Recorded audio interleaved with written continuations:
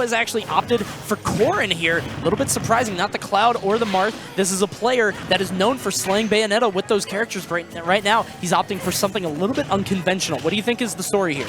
Well, Leo did used to beat the Bayonettas, all of them, yes, with Corrin. So it's an old pick, you know. This actually used to be the way that Leo actually dealt with Bayonetta in general. It used to work. It stopped working. You know, he started using Marth, and that was working Marth too. worked just fine. But now he went back to the old plan. He basically said, you know what? He's studying my Marth. Do you know what I think happened? I think Salem studied my Marth so much that I'm going to throw him a curveball and go a different character.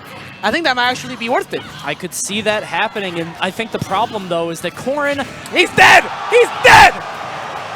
I told you, he doesn't remember. Yeah, that's true. Salem studied Marth. He did not study Corrin. Yeah, I know when you got put in fact. that situation, you don't know what to do unless you played it enough. Awesome stuff by Leo, who was way behind and has earned that first stock of the set with that excellent combo. And what I was going to say before this is that Corrin could be a little bit more predictable, a little bit more obvious in her win condition than somebody like Marth, I think, who has a little bit more fluidity in his play. But Leo, with his endless creativity, might have some new tricks up his sleeve. Yeah, Marth is definitely he's able to be more fluid, more smooth. He has more options like shield break and weird options like that, especially with the tippers. But Corrin has this other property to her, is that she has stronger throws to kill, and the tippers actually punish the ledge play really well. So if Salem wants to camp at the ledges, you can punish him with pin in general or force smash. And then if Salem tries to platform camp, then upper and frame traps. It's really easy to frame trap Bayonetta with Corrin. And at the same time, if Salem wants to keep jumping above Leo, then you get upper, you die really early. Her upper is really strong. So I think overall, the Corrin pick is actually very good, specifically against Salem's playstyle. I think against another playstyle such as like perhaps Mistake, a more aggressive kind of Bayonetta, it will not be that good anymore because Mistake won't be able to actually, he'll fight more instead of actually staying at the ledge or jumping too much. Exactly. Now Salem's playing more grounded, so now that's working out better for him, though. Yeah, it is. Right now, 191 on Leo. He's finally going to eat that back air, join the 200 club, but it looks like Salem hasn't taken much percent. Remember, Salem was reeling. He had to come back from that deficit, and he seems to be doing just fine, landing another down tilt. Going to carry Leo on the platform. A little bit too slow on that up smash. Oh, he went for the kill there. He went for the kill. Yep. That up B would have connected into a fair 1-2-3. That would have been death. See Salem bouncing all around. He's going to have to land with a lot of lag unless he goes to the ledge, which he does. Leo not ready for it. Going to take a lot of percent here. Double up air into the witch twist. Tries to take him further. He's able to get out. Yeah, Leo's DI was actually up enough to fall in the combo. And then when Salem went for the second up B, he actually was too high. I don't know. Leo's DI is just always on point, to a point where like it's almost as if he knows what they want to follow up. And you know what? I was talking to him, and he's been playing a lot of Bayonetta, so he actually knows Bayonetta combos because he has a good Bayonetta himself. So that actually helps out a lot because you can sniff out what they want to do. It's not just up B, side B, upper. You know, it's more so like I know what you want to do because that's not what all Bayonetta is about. Definitely. You can see these guys both retaining neutral. Salem trying to retreat to the ledge. He's very good at that ledge. Leo trying to make something happen. Gets forward throw off on the side. He's going to recover, eats the back air, but he's going to survive. That was ridiculous pressure. The way he back air into that and then grabbed the mix-up, the roll, this is really bad for Leo. Because if Leo won that game, I think he will have so much momentum right now. Because going through the loser's run, getting the lead on Salem after you get 3-0, it's a big deal. It's a humongous deal. But not the fact is that you tried the secret weapon, the Corrin secret weapon, and it falls apart game 1. Now Leo has the question, do I keep going Corrin and play better? Do I go back to Marth? Do I Bayonetta? There we go. I guess that's what we're seeing. He has fallen to the dark side. Salem told me that he doesn't feel that Bayonetta is very consistent. He feels it has too much jank on it. That's the word he used. And he said that he's not a fan of it in general because he feels it's very inconsistent and he can't really find a way to win this consistently. And you know what? Leo's really good at the Bayonetta Ditto. A lot of the Bayos talk about how he's good at the Ditto. If I'm not mistaken, and I could be, I could be wrong about this, but I'm pretty sure that Leo beat Tweak at ESA Battle for Vegas. And Tweak very much considered the best Bayonetta by a lot of people. But it looks like Salem is ready for this. This might not have been the answer. And if you remember last set, we had Salem versus Corrin, and it looked like Leo's Corrin was looking so good. He had that first stock. He rolled it into the Dragon Fang Fist, and it looked great. And then nothing happened after that. And then literally nothing. He fell apart. He actually did fall apart, though. Can we just talk about the fact that that was not a very Salem-like combo? Oh, so close. Right now, 101% on Salem, which is fine for him. I don't think he's too uncomfortable, especially against a secondary Bayonetta, you know what I mean? I think he knows all the tricks. Like you said, he's uncomfortable in the Ditto, but I think he's just fine against somebody that doesn't know the character, like it's in and outs as much as somebody like Mistake. Excellent Nair, though, and Leo put himself right back in this. Yeah, Leo definitely said, listen, Coney. Yeah, shut up. Listen, Coney, Shut up. I have this frame chat real quick. I know what's up. I've been hit by this enough to do it myself. Right now, 58% on Leo, not too crazy. These guys both sitting in the center. The way I see this Ditto is that it's a lot about follow-ups. Neutral isn't the most important. It's not number one. They were definitely sitting there. Yeah. But it's also a matchup about like attrition because it's like, sure, you know, you might be losing. Oh!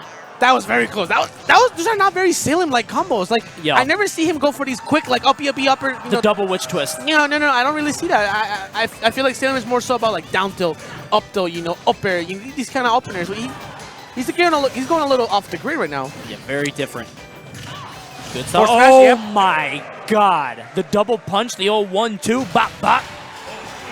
And Salem cold as ever. One game away from grand finals. Gets another match against Void. You know, like, Leo is the kind of player that once he loses confidence in his characters, like, I remember when I used to play him and he was just flopping around, you know, Meta Knight, Cloud, Marth, Lucario, you know, it's not looking good because Leo, I feel, is the kind of player that he needs confidence, and once he loses confidence, he starts doubting himself. You know, now he doubted himself, so he said, you know what, when my back is against the wall, I'm going to go to Marth. Just go Marth, you know? Yeah, we're just going back to our comfort pick. Right, and I feel like when Leo has doubted himself with character picks like this, it's just not looking. Stun Jacket right there. Yep. As we mentioned before, you might have heard of Stun Jacket before, but essentially, to explain it very simple, because it's a very complicated mechanic. Yeah.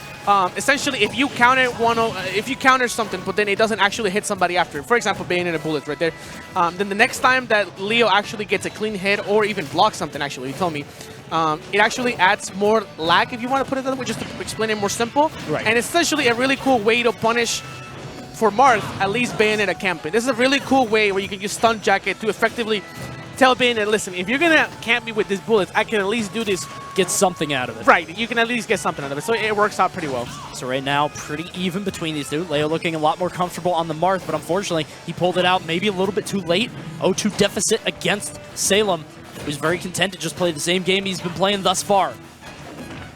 Yeah, he seems a lot more confident. I mean, his back is against the wall. This is it. He has to win this game. Yep. It's not even a question. It's not even, can I win this game? Ooh!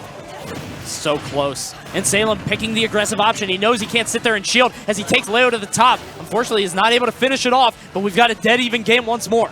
Leo actually fell from the combo at the very top after DIing up, and then he mashed upper and fast fall. Because if you hit that upper at that range, you actually kill. Yeah. Side B, wait it out, get the tipper. Like, by delaying the third hit on the fourth hit, like I've been saying, it guarantees, or it makes it at least way more easier to land that tipper on the fourth hit, and it makes a big deal of a difference. Confirming the jab off of the forward smash, that's one of the classic combos. That's not actually generally a true combo. However, you can mash air dodge out of that.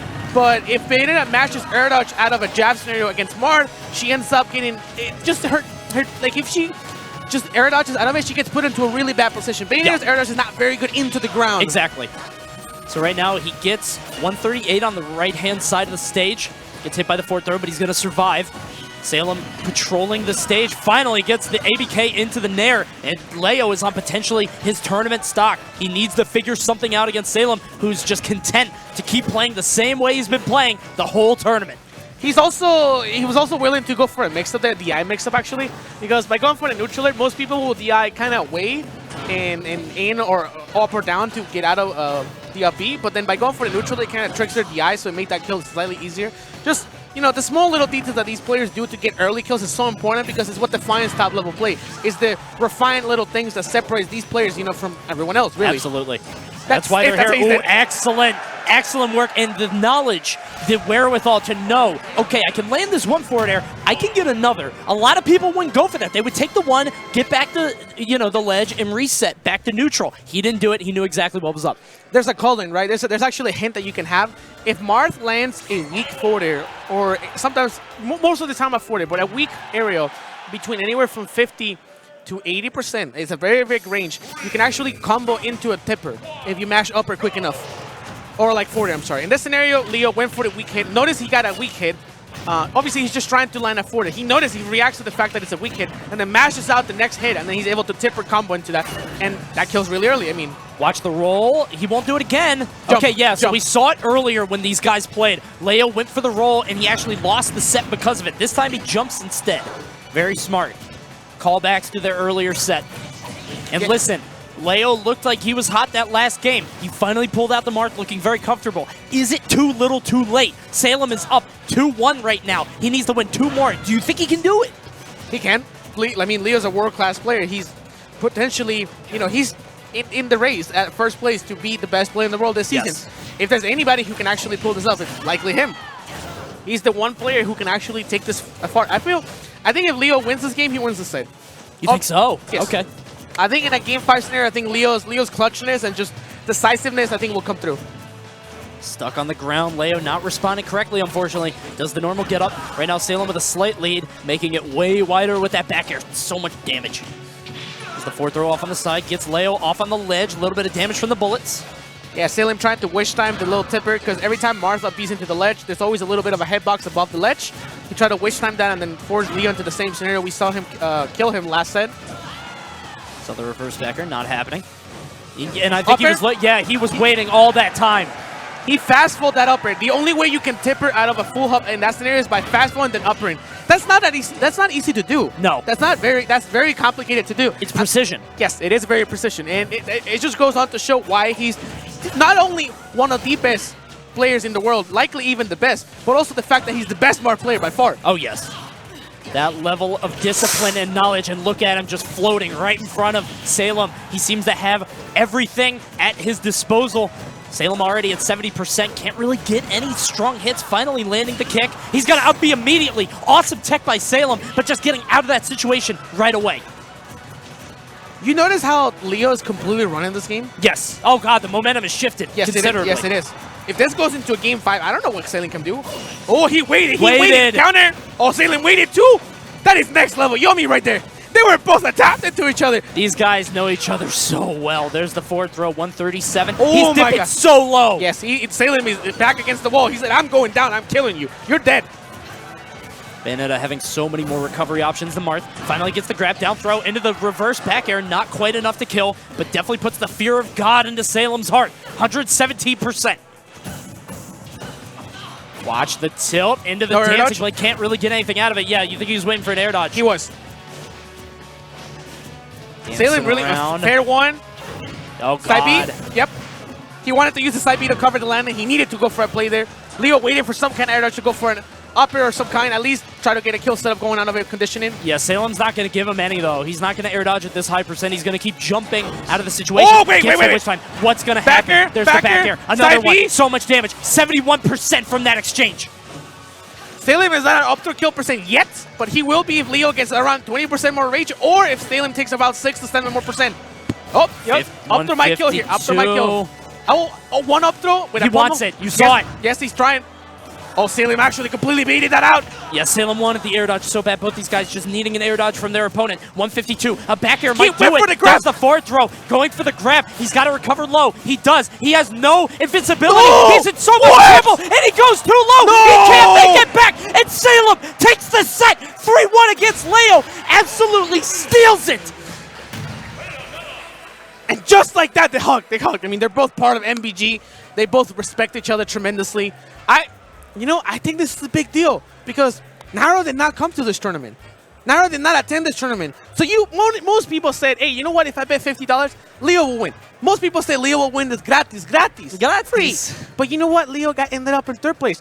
And that's a big deal because right now the race for the best player in the world for this season is between MKLeo and Naro.